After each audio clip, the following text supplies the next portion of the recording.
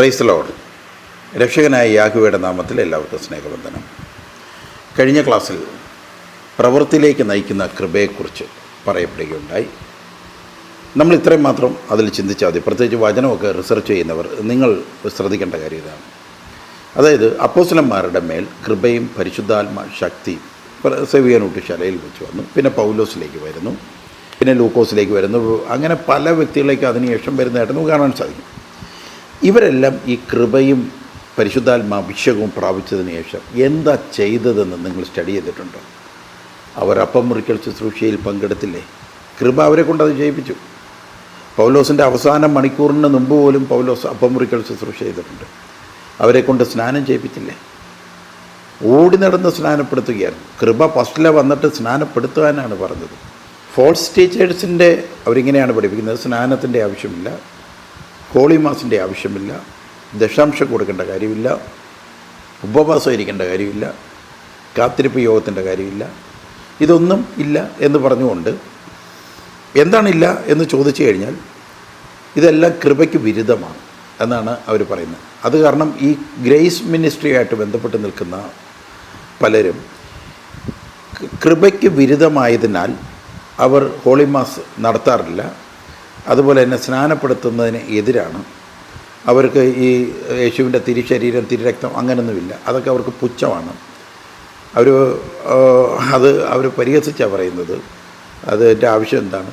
ചുമ്മാ കുറേ അപ്പം എടുത്ത് കഴിച്ച് കുറച്ച് വീഞ്ഞെടുത്ത് കുടിച്ച് വേറെ തൊഴിലില്ലയോ എന്ന രീതിയിലാണ് ഇവർ ഈ ഗ്രേസ് മിനിസ്ട്രിയുടെ ആൾക്കാരുടെ ഒരു സംസാര രീതി. അതാണ് അവരതിനെയെല്ലാം പുച്ഛമായിട്ട്. പിന്നെ എന്താണെന്ന് പറയുന്നത് കഴിഞ്ഞാൽ എന്ത് പാപം വേണമെങ്കിലും ചെയ്യാം, അതെല്ലാം ദൈവം ക്ഷമിക്കും, പിന്നെ ഈ ലോകത്തിൽ വെച്ച് അതിനൊക്കെ ശിക്ഷ കിട്ടും. പക്ഷേ യേശുവിനെ വിശ്വസിക്കുന്നതിനാൽ പരലോകത്ത് ചെല്ലുമ്പോൾ ശിക്ഷയൊന്നും ഉണ്ടായിരിക്കത്തില്ല. കാരണം വിശ്വാസം എല്ലാ പാപത്തിനും കൊടപിടിക്കുന്നതാണ്. വിശ്വസിച്ചത് കാരണം നീ പാപം ചെയ്തുകൊണ്ട് നിന്നോട് ക്ഷമിക്കും. കാരണം ദൈവം ഈ പാപം ചെയ്യുന്നവൻ്റെ പിമ്പാണ്. അതാണ് ഈ ഗ്രേസ് മിനിസ്ട്രിയുടെ വ്യാഖ്യാനം. ഞാനിത് പറയാൻ കാരണം എന്ന് പറഞ്ഞു കഴിഞ്ഞാൽ, ജീസസ് വിഷനിൽ വന്നുകൊണ്ടിരുന്ന ഒരു ഫാമിലി ഇങ്ങനെയുള്ള ഏതൊരു ക്ലാസ് യൂട്യൂബിൽ കേട്ടിട്ട് ഇവരിപ്പോൾ പള്ളിയിലോ അല്ലെങ്കിൽ ഈ ഹോളിമാസ് സ്വീകരണമോ ഒന്നുമില്ലാതെ വീട്ടിൽ തന്നെ ഇരുന്ന് ഇവന്മാരുടെ ഈ ക്ലാസ് മാത്രം ഇരുന്ന് കേട്ട് വേറെ ഒരു പരിപാടിയില്ല. ഇടയ്ക്കൊക്കെ ഇച്ചിരി കള്ളു പഠിച്ച് ഒരു കള്ളെല്ലാം നിർത്തിയ മനുഷ്യനാണ്, ഒരു കുഴപ്പമില്ലാതെ ജീവിച്ച മനുഷ്യനാണ്. ഈ പരുവായി. ഇപ്പം നിങ്ങൾ ഇത്രയും മാത്രം മനസ്സിലാക്കിയാൽ മതി.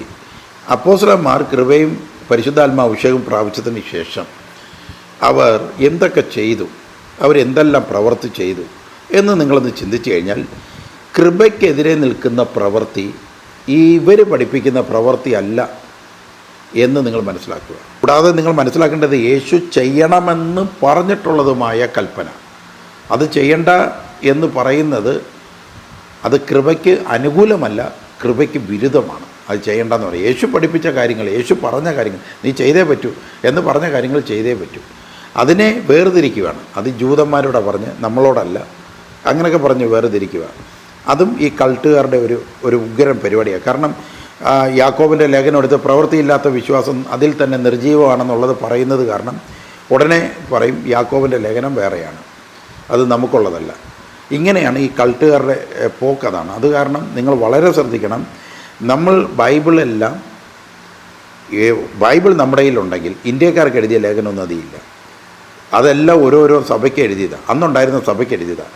നമ്മൾ ആ സഭയോടാണ് ആടാവുന്നത്, മറിച്ച് ഇന്ത്യയിലുള്ള ഒരു സഭയോടല്ല, ക്രിസ്തുവാകുന്ന ശരീരത്തോട് ആടാവുകയാണ്. അതാണ് നിങ്ങൾ മനസ്സിലാക്കേണ്ടത്. അങ്ങനെ ആടാവുകയാണെങ്കിൽ ആ സഭയ്ക്ക് നൽകിയ ഏതൊക്കെ പ്രിൻസിപ്പിളുണ്ടോ അത് ഏതവൻ ആ ശരീരത്തോട് ചേർന്നാലും അവനെല്ലാം ബാധകമാണത്. അവിടെ വേർതിരിക്കേണ്ട കാര്യമൊന്നുമില്ല. ഇത് രണ്ടാമത്തെ വിഷയം. ഇത് നിങ്ങൾ മനസ്സിൽ വെച്ചാൽ മതി. ഇപ്പോൾ വേർതിരിക്കേണ്ട കാര്യമില്ല എന്ന് ഞാൻ പറഞ്ഞത് കൂടെ ഓർമ്മിപ്പിക്കുക. അപ്പോൾ ഈ കൾട്ട് ഫോൾസ് ടീച്ചേഴ്സ് വന്നിട്ട് തെറ്റായ പഠനങ്ങൾ യൂട്യൂബ് ചാനലിലൂടെ പഠിപ്പിക്കുമ്പോൾ നിങ്ങൾ ഈ പറഞ്ഞ കാര്യങ്ങൾ വളരെ ശ്രദ്ധയോടെ വെച്ചുകൊണ്ട് ഇന്നെടുക്കുന്ന എൻ്റെ ക്ലാസ്സിൻ്റെ വിഷയം എന്ന് പറയുന്നത് പ്രവൃത്തിയിലേക്ക് നയിക്കാത്ത കൃപ ഏതെന്നുള്ളത്. അതായത് ഒരു വ്യക്തിയെ പ്രവൃത്തി ഒന്നും ചെയ്യിപ്പിക്കാതെ വിശ്വാസവും എന്നിട്ട് എല്ലാവരും കൂടെ ചേർന്നൊരു യോഗം കൂടുക, അവിടെ ഏതാണ്ടൊക്കെയോ പ്രാർത്ഥനകൾ നടത്തിയിട്ട് ഫുഡടി, പിന്നെ പരിഹാസം, ചിരി, ഇങ്ങനെ നടക്കുന്ന ഒരു അളിഞ്ഞ കൂട്ടായ്മ, ഇതാണോ ദൈവം സ്ഥാപിച്ച കൂട്ടായ്മ? ഇത് നിങ്ങൾ ചിന്തിച്ച് നോക്കുക. അതോ കൃപ ശരീരത്തിൽ വന്നതിന് ശേഷം ശക്തമായി നിത്യജീവന് വേണ്ടി പ്രവർത്തിക്കുന്നതാണോ യഥാർത്ഥ കൂട്ടായ്മ? സഹോദരങ്ങളെ, ഈ ക്ലാസ് നിങ്ങൾ ആദ്യമായിട്ടാണ് കാണുന്നതെങ്കിൽ ഇതിനു മുമ്പ് പ്രവൃത്തിയിലേക്ക് നയിക്കുന്ന കൃപ എന്ന് പറഞ്ഞുകൊണ്ട് ഒരു ക്ലാസ് ഉണ്ട്, അതും കൂടെ കേൾക്കണമെന്ന് നിങ്ങളെ ഓർമ്മിപ്പിക്കുന്നു. വിശ്വസിക്കുന്നവരെല്ലാം രക്ഷിക്കപ്പെടും, വിശ്വസിക്കാത്തവരോ ശിക്ഷിക്കപ്പെടും. വിശ്വസിക്കുന്നവരെ നിങ്ങൾ സ്നാനപ്പെടുത്തുവിൻ. ഇങ്ങനെയൊക്കെയുള്ള യേശുവിൻ്റെ വിശ്വാസത്തിൻ്റെ അനുസരണങ്ങളുണ്ട്. ഈ അനുസരണങ്ങൾ ചെയ്യാൻ കൃപ പ്രേരിപ്പിക്കുമോ ഇല്ലയോ? റോമക്കാർക്ക് എഴുതിയ ലേഖനം 11-ാം അധ്യായം 6-ാമത്തെ വാക്യം നമ്മൾ വായിക്കുമ്പോൾ, കൃപയാലെങ്കിൽ പ്രവൃത്തിയാലല്ല, അല്ലെങ്കിൽ കൃപയല്ല. യാഹ്വയെ മാത്രം ആരാധിക്കുന്ന കുറച്ച് 7000 പേരെ മാറ്റി നിർത്തിയതുപോലെ ഒരു ഗ്രൂപ്പ് ഈ കാലഘട്ടത്തിൽ കൃപയാൽ മാറ്റം നിർത്തുന്നുണ്ട്.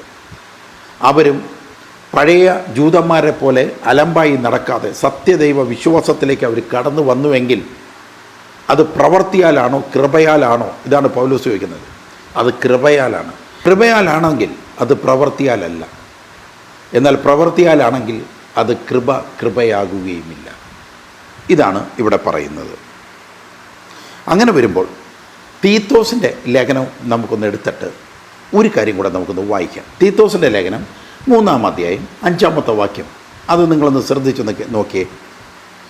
ഇങ്ങനെയാണ്: അവൻ നമ്മെ നാം ചെയ്ത നീതി പ്രവർത്തികളാലല്ല, തൻ്റെ കരുണ പ്രകാരം അത്രേ രക്ഷിച്ചത്.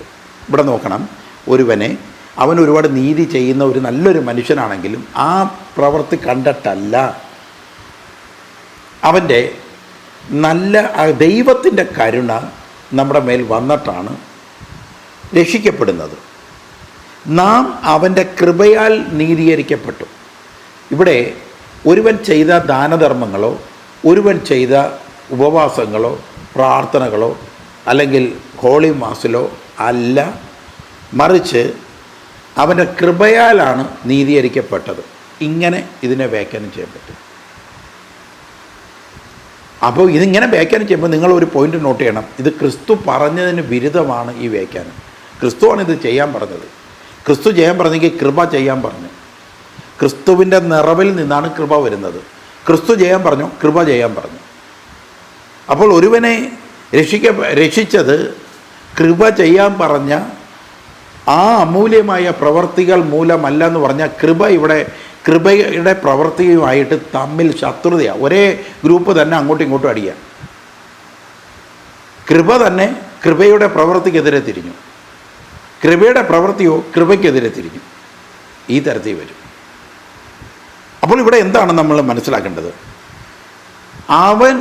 അവൻ നമ്മെ നാം ചെയ്ത നീതി പ്രവർത്തികളല്ല, തൻ്റെ കരുണ പ്രകാരമാണ് രക്ഷിച്ചത്.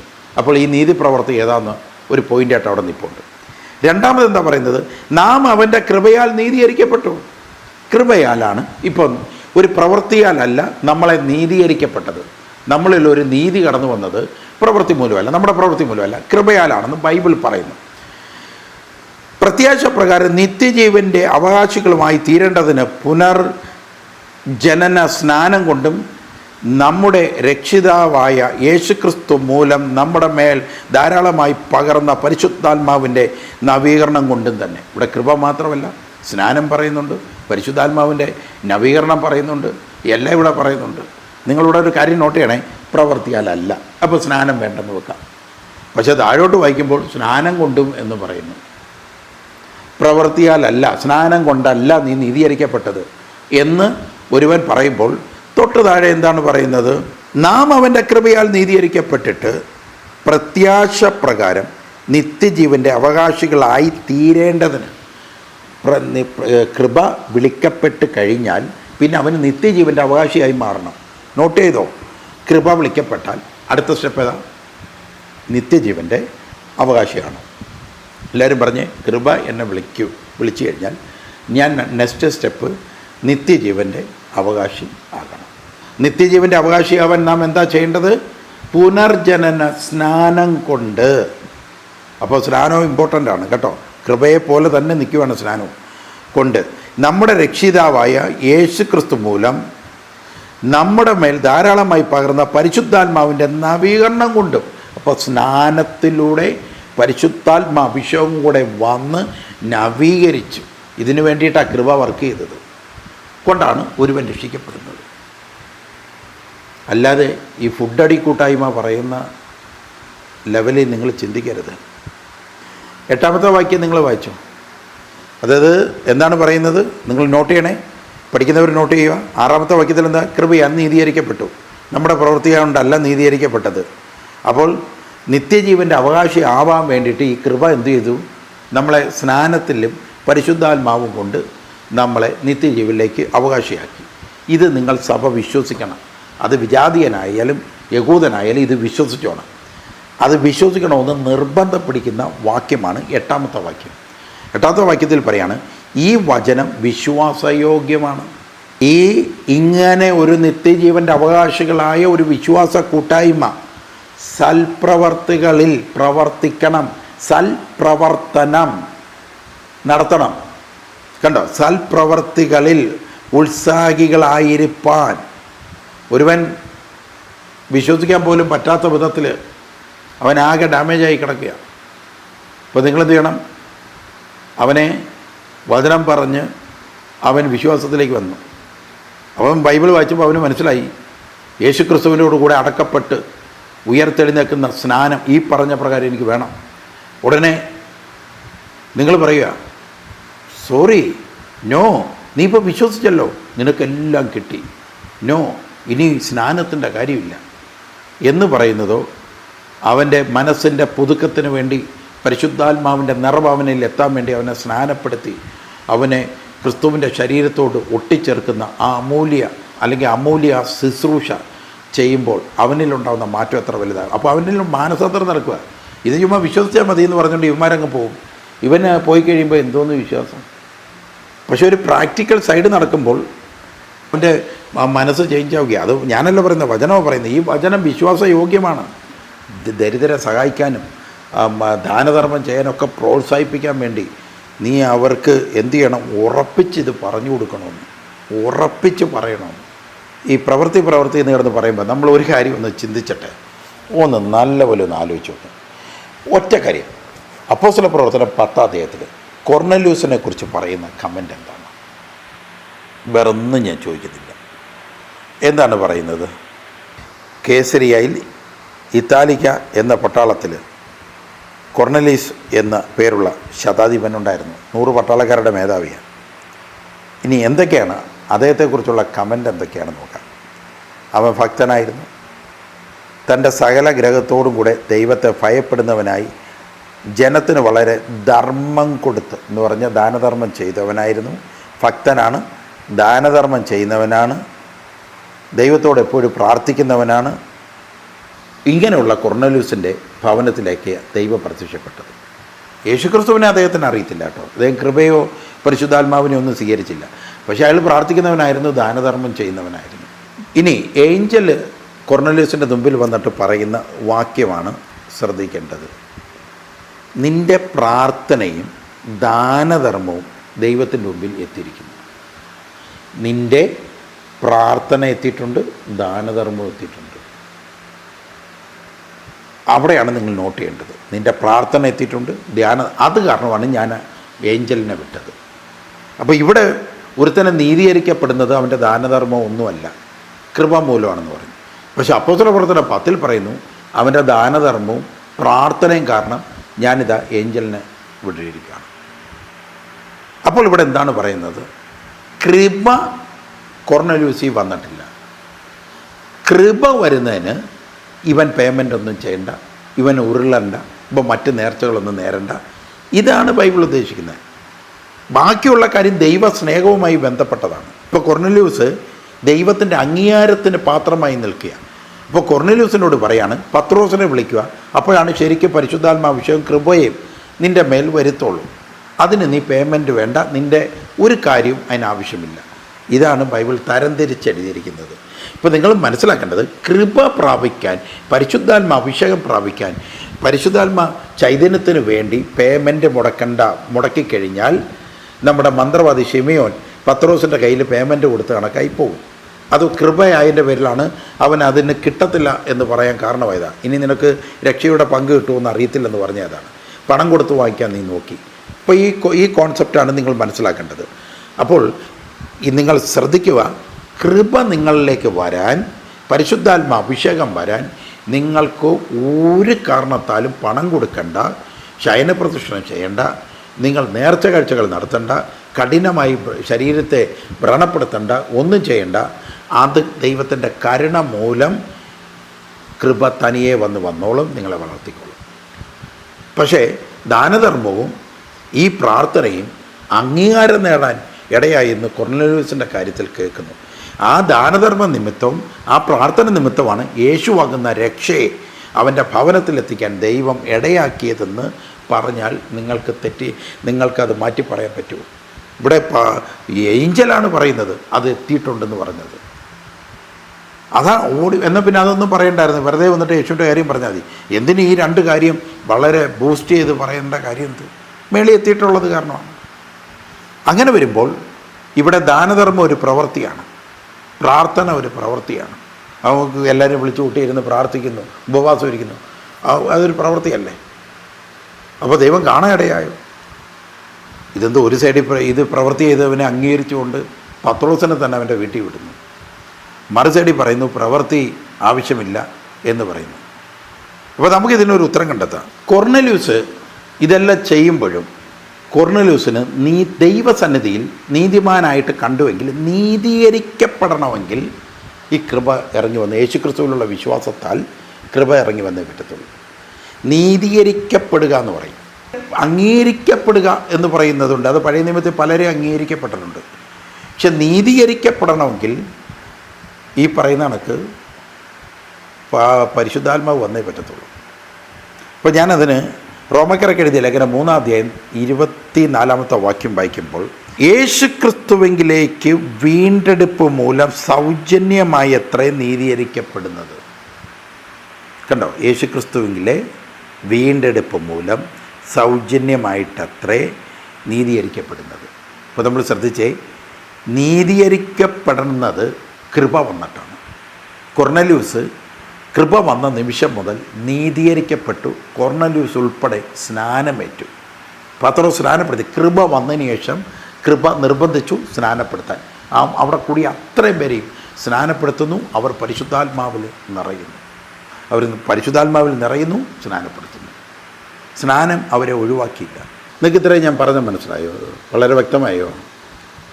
എന്താണ് വ്യക്തമായത്? അതായത് നമ്മുടെ സൽപ്രവൃത്തികളെല്ലാം ദൈവസന്നിധിയിലെത്തും, പ്രാർത്ഥന ദൈവസന്നിധിയിലെത്തും. പക്ഷെ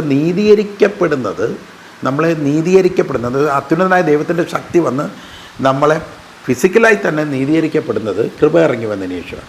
ഈ കൃപ ഇറങ്ങി വരാൻ വേണ്ടി ഒരു പൈസ പോലും കൊടുക്കേണ്ട, സൗജന്യമായിട്ടാണ് വരുന്നത്. എന്നാലേ ദൈവത്തിൻ്റെ സ്നേഹം കരുണയാകത്തുള്ളൂ. കൃപ വന്ന ശേഷവും അവർ സ്നാനപ്പെടുത്തിയത് നിങ്ങൾക്കറിയാം.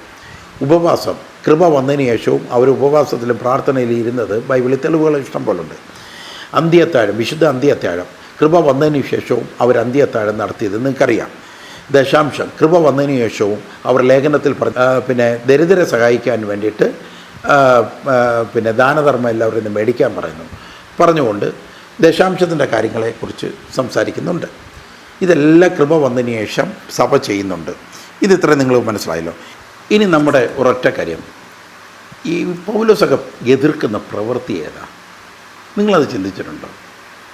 എന്തായാലും സ്നാനമല്ല, എന്തായാലും ഹോളി മാസമല്ല, ദശാംശമല്ല, ഇതെല്ലാം അവർ ചെയ്തിട്ടുണ്ട്. പിന്നെ എന്ത് പ്രവൃത്തിയായിരിക്കും ചെയ്യരുതെന്ന് കിടന്ന് പറയുന്നത്? ഗലാത്യക്കാർക്ക് എഴുതിയ ലേഖനം 2-ാം അധ്യായം 16-ാമത്തെ വാക്യം നമ്മളൊന്ന് വായിച്ചു നോക്കിയാൽ, എന്നാൽ യേശുക്രിസ്തുവിലുള്ള വിശ്വാസത്താലല്ലാതെ ന്യായപ്രമാണത്തിൻ്റെ പ്രവൃത്തികളാൽ മനുഷ്യൻ നീതീകരിക്കപ്പെടുന്നില്ല. ഇപ്പോൾ പൗലോസ് എതിർത്തത് മൊത്തം പഴയ യഹൂദന്മാർ ന്യായപ്രമാണത്തിൻ്റെ പ്രവൃത്തികളിൽ നീതീകരിക്കപ്പെട്ടു എന്നുള്ള അവരുടെ വിശ്വാസം. കൊർന്നേലിയോസിനും ആ വിശ്വാസം ഉണ്ടായിരുന്നു. അപ്പോൾ കൊർന്നേലിയോസ് നീതീകരിക്കപ്പെട്ടത് കൃപയും അതുപോലെ തന്നെ പരിശുദ്ധാത്മ അഭിഷേകവും സ്നാനവും വന്ന്, നേരത്തെ നമ്മൾ ഈ 3 കൂട്ടം കാര്യങ്ങൾ നേരത്തെ വചനത്തിൽ പഠിച്ചതാണ്. സ്നാനവും വന്നിട്ടാണ് നീതീകരിക്കപ്പെട്ടത്. അപ്പോൾ ഇവിടെ പറയാണ് ന്യായപ്രമാണം, പഴയ ജൂതന്മാരുടെ ജീവിതത്തിൽ, ക്രിസ്തുവിന് മുമ്പുള്ള ജൂതന്മാരുടെ ജീവിതത്തിൽ ന്യായപ്രമാണത്തിൻ്റെ പ്രവർത്തികൾ അവർ ചെയ്തിട്ടാണ് നീതീകരണം നടത്തിയത്. ആ പ്രവർത്തികളെയാണ് ബൈബിൾ മുഴുവനും എതിർക്കുന്നത്. നാമം ന്യായപ്രമാണത്തിൻ്റെ പ്രവർത്തികളാലല്ല, ക്രിസ്തുവിലുള്ള വിശ്വാസത്താൽ തന്നെ നീതീകരിക്കപ്പെടേണ്ടതിന് ക്രിസ്തുവേശുവിൽ വിശ്വസിച്ചു ന്യായപ്രമാണത്തിൻ്റെ പ്രവർത്തികളാൽ ഒരു ജഡവും നീതീകരിക്കപ്പെടുന്നില്ല.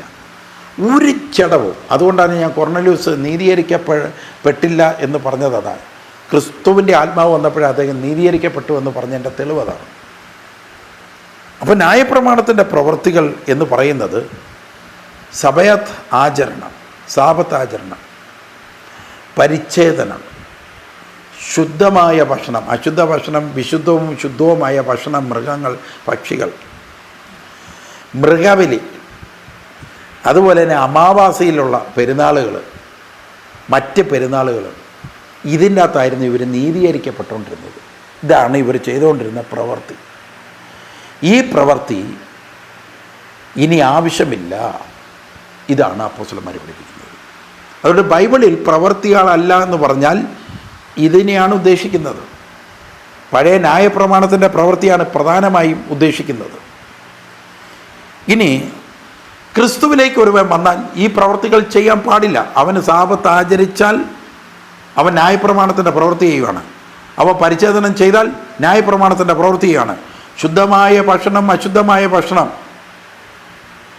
എന്ന് പറഞ്ഞാൽ നമ്മൾ മ്ലേച്ഛതയെല്ലാം കൂടെ എടുത്ത് കഴിക്കണമെന്നല്ല. ഇവർക്ക് ചില കാര്യങ്ങൾ ഈ ശുദ്ധവും അശുദ്ധവുമായിട്ട് ചിലതിനെയൊക്കെ വേർതിരിച്ചിരുന്നു.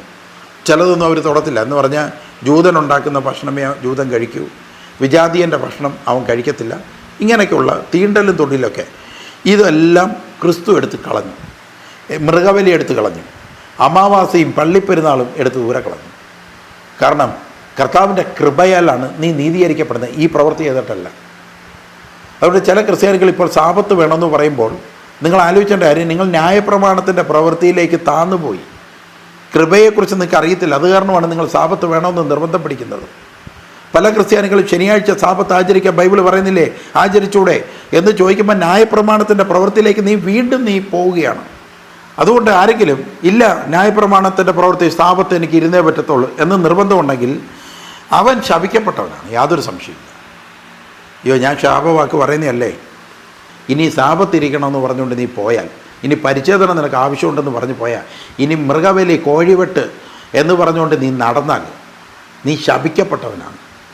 അതാണ് പറയുന്നത്. ഞാൻ ഗലാത്യക്കാർക്കെഴുതിയ ലേഖനം 3-ാം അധ്യായം 10-ാമത്തെ വാക്യം നമ്മൾ വായിക്കുമ്പോൾ, എന്നാൽ ന്യായപ്രമാണത്തിൻ്റെ പ്രവൃത്തിയിൽ ആശ്രയിക്കുന്ന ഏവനും ശാപത്തിന് കീഴിലാകും. ഒന്ന് എനിക്ക് എനിക്ക് ശബയാത്ത് നിന്നിരിക്കണം, നിനക്ക് ശാപമുണ്ട്, എനിക്ക് പരിച്ഛേദനം ചെയ്യണം, ശാപമുണ്ട്, എനിക്ക് കോഴിവെട്ടിലൂടെ എൻ്റെ കുടുംബം നീതീകരിക്കപ്പെടണം, ശാപമുള്ളവനാണ് നീ. അതാണ് പറയുന്നത്, ന്യായപ്രമാണത്തിൻ്റെ പ്രവൃത്തികളിൽ ആശ്രയിക്കുന്ന ഏവനും ശാപത്തിന് കീഴിലാകുന്നു. ന്യായപ്രമാണ പുസ്തകത്തിൽ എഴുതിയിരിക്കുന്നതൊക്കെയും ചെയ്യുവാൻ തക്കവണ്ണം അതിൽ നിലനിൽക്കാത്തവൻ എല്ലാം ശപിക്കപ്പെട്ടവൻ എന്ന് എഴുതിയിരിക്കുന്നുവല്ലോ. ന്യായപ്രമാണത്തിൽ നീ നിൽക്കുകയാണെങ്കിൽ, ന്യായപ്രമാണം ലംഘിച്ചു കഴിഞ്ഞാൽ അവൻ ശപിക്കപ്പെട്ടവൻ എന്ന് മോശയുടെ ന്യായപ്രമാണത്തിൽ, മോശയുടെ പുസ്തകത്തിൽ എഴുതിയിട്ടുണ്ട്. ഇതനുസരിക്കാത്തവൻ ശപിക്കപ്പെട്ടവൻ, ഇന്നതനുസരിക്കാത്തവൻ ശപിക്കപ്പെട്ടവൻ എന്ന് പറഞ്ഞുകൊണ്ട് ന്യായപ്രമാണത്തിൽ തന്നെയുണ്ട്. അപ്പം ന്യായപ്രമാണം അനുസരിക്കാൻ ആർക്കും സാധിച്ചില്ല, ന്യായപ്രമാണം അനുസരിച്ച് ജീവിക്കാൻ ആർക്കും സാധിച്ചില്ല. അപ്പോൾ എല്ലാവരുടെ മണ്ടയിലും ശാപം കയറി വരുന്നു. അതുകൊണ്ടാണ് 11-ാമത്തെ വാക്യം, എന്നാൽ ന്യായപ്രമാണത്താൽ ആരും ദൈവസന്നിധിയിൽ നീതീകരിക്കപ്പെടുന്നില്ല എന്നത് സ്പഷ്ടം, നീതിമാൻ വിശ്വാസത്തിൽ ജീവിക്കുമെന്നാണല്ലോ ഉള്ളത്. ദൈവസന്നിധിയിൽ ന്യായപ്രമാണത്തിനൊന്നും ചെയ്യാൻ പറ്റില്ല. അപ്പോഴാണ് നിങ്ങൾ ഇപ്പോഴും പറയുന്നത് ശാപത്ത് ആചരിക്കണമെന്ന്. അതുകൊണ്ടാണ് അതിൽ പറഞ്ഞിരിക്കുന്ന ശാപം നിൻ്റെ മേലുണ്ടെന്ന് പറയുന്നത്. എന്നാൽ ക്രിസ്തു ആകട്ടെ ഈ ശാപത്തേക്ക് എടുത്ത് കളഞ്ഞിട്ട് കൃപ നൽകിയിരിക്കുവാണ് സൗജന്യ ദാനമായിട്ട്.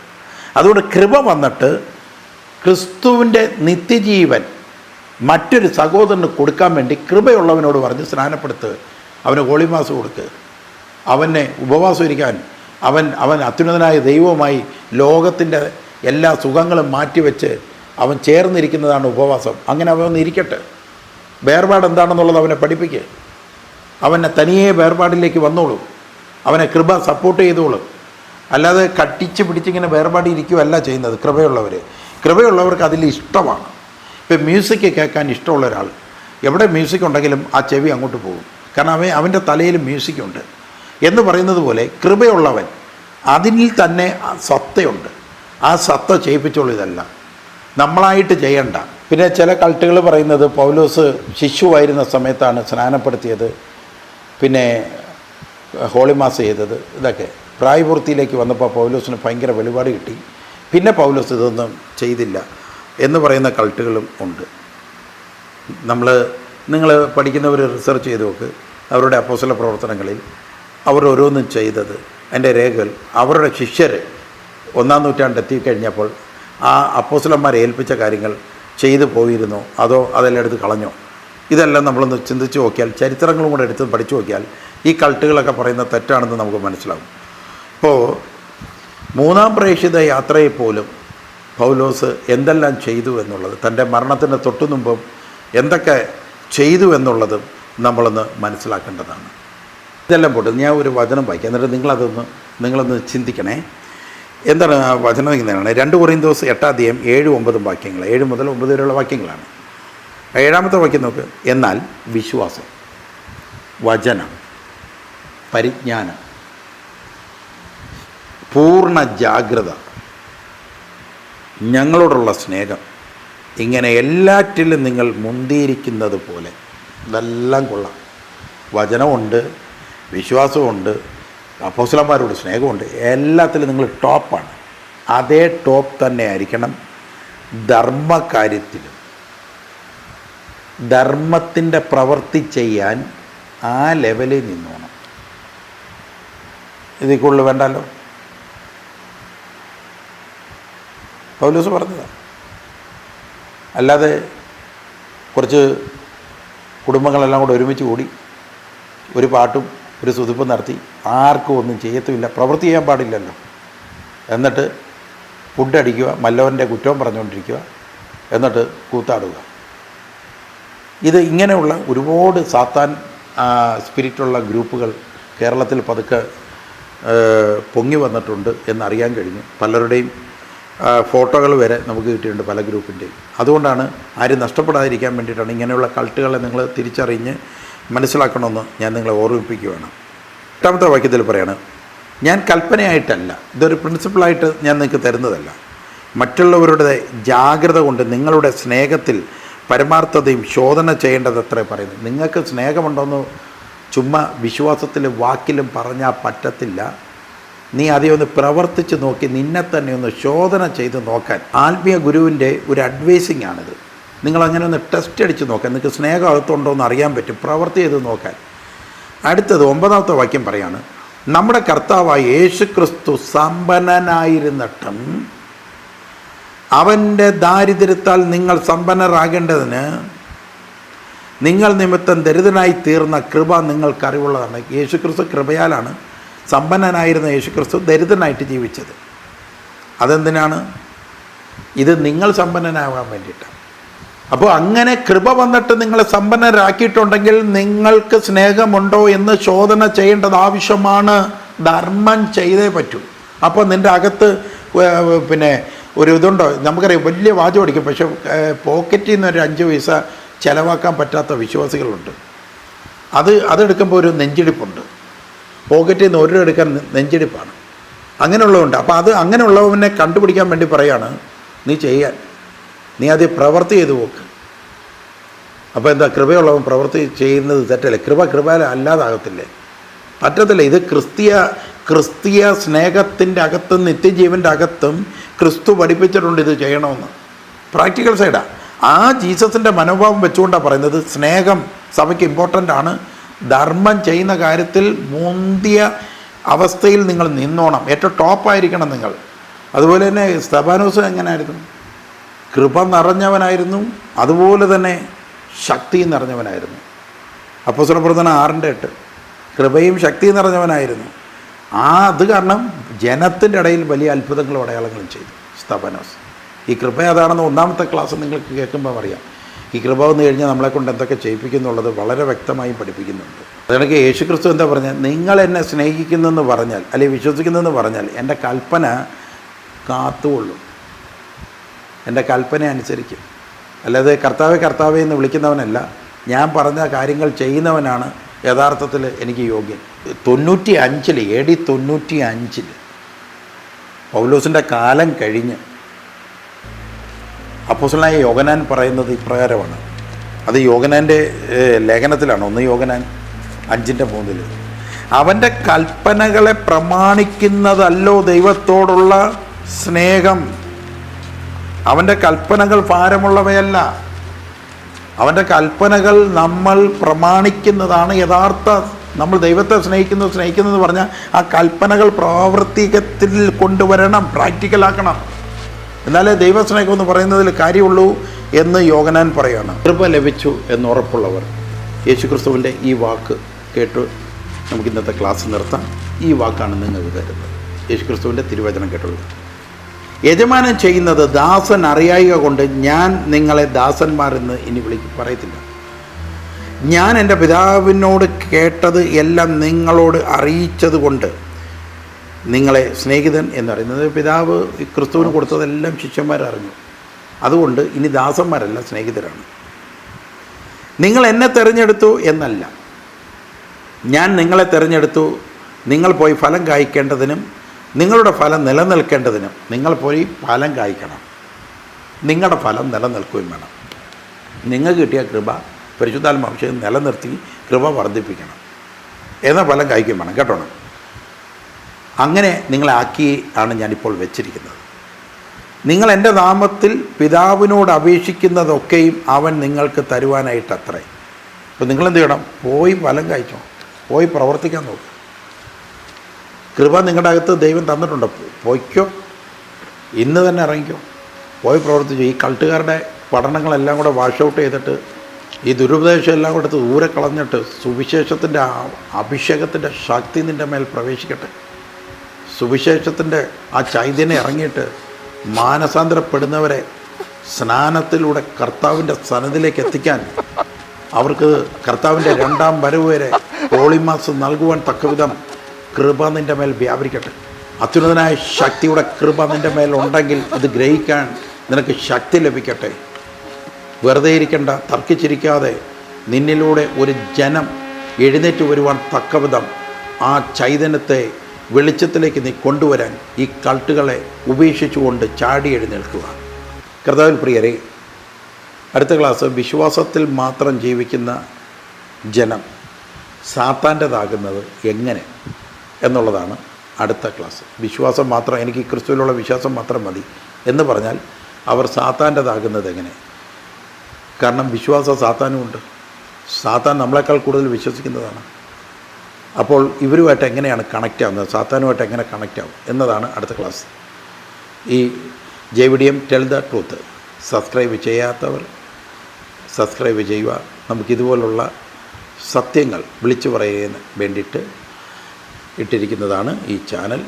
അതുകൊണ്ട് എത്രയും വേഗം എല്ലാവരും സബ്സ്ക്രൈബ് ചെയ്ത് ഞങ്ങളെ സഹായിക്കുക. ഇത് അനേകം പേരിലേക്ക് വചനങ്ങൾ എത്തുവാൻ അതുവഴി ഇടയാകും.